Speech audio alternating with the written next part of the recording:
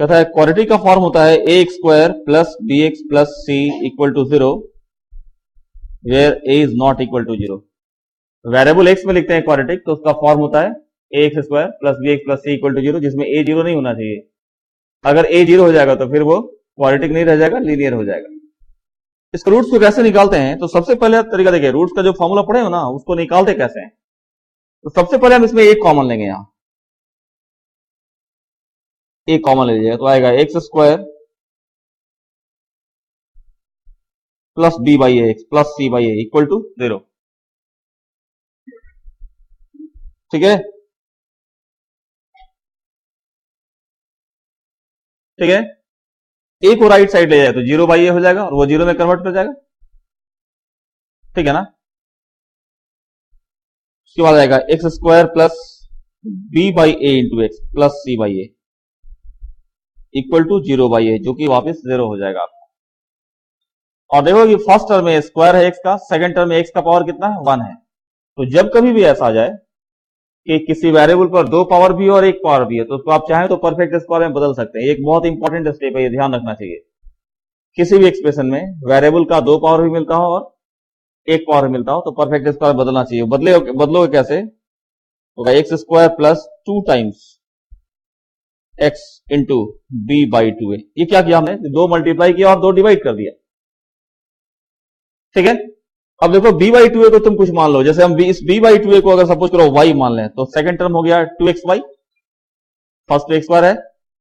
अब इसमें क्या करेंगे कि वाई स्क्वायर यानी b by 2 a whole square add कर दिया गया, फिर b by 2 a whole square subtract कर दिया गया। ठीक है। अब बताओ पहला जो 3 टर्म है x square plus 2x y plus y square, ये क्या होगा? ये परफेक्ट स्क्वायर हो जाएगा, x plus b by 2 a whole square हो जाएगा ना। और इन दोनों टर्म को, ये जो टर्म दिख रहा है ये दोनों, इन दोनों को आप क्या करिए? राइट साइड भेज दीजिए। ठीक, बराबर हो जाएगा b square by 4a square minus c by a, जो कि b square minus 4ac divide by 4a square हो जाएगा। बोलो ठीक है। उसके बाद स्क्वायर हटाएंगे हम, जैसे ही स्क्वायर हटाएंगे यहां से होगा x plus b by 2 is equal to plus minus under root b square minus 4ac divide by 2a। ठीक है। और बी स्क्वायर माइनस 4ac इसको क्या कहते हैं हम लोग? डिस्क्रिमिनेंट कहते हैं। ठीक है ना। तो ये बराबर हो जाएगा राइट साइड में ले जाने के बाद, बी बाई 2a को राइट ले जाओ तो आ जाएगा minus b plus minus root d by 2a। और डी किसको कहा गया है? तो डी कहा गया है बी स्क्वायर माइनस 4ac को, ये डी है, डिस्क्रिमिनेंट है। इससे रूट का फॉर्मूला निकलता है हमको। ये क्लास 10 का नॉलेज है, 11th भी पढ़े ही हो गए, इसको पढ़े ना? नहीं पढ़े हैं?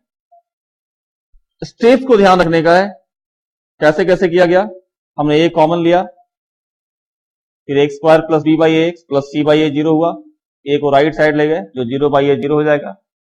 लेफ्ट साइड में फर्स्ट टर्म एक्स स्क्वायर था, सेकंड टर्म जो बी बाई ए एक्स था उसमें 2 मल्टीप्लाई किया गया, 2 डिवाइड किया गया, तो सेकंड टर्म बदलता है 2 into x into b by 2a में। तो उसके बाद B by 2a whole square किया गया और फिर सब्ट्रैक्ट भी किया गया, B by 2a whole square जोड़कर घटाया गया। ठीक है ना, बात क्लियर हो गई है।